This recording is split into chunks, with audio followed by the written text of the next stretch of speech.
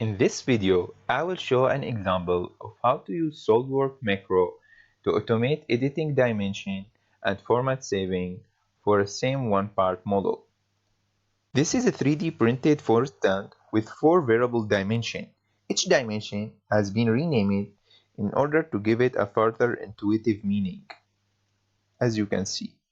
Here I created an Excel file with first row presenting the name of the dimension and first column having the rename file name which required to be saved as.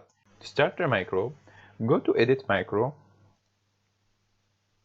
and select File with the name Save STL file. At the macro folder, scroll down to the SW part parameter and make sure that the dimension name is similar to which we choose in Sketch and in SolidWorks. From this line, you can select the type of format you would like to save as. For example, here I am using STL, you can use IGS or step file. And also, I am using a GPG file also for order to give me a further visualization for the dimension after saving. Now, let's run the macro and see how it goes. Before run the macro, make sure the Excel file is still open. Click Run.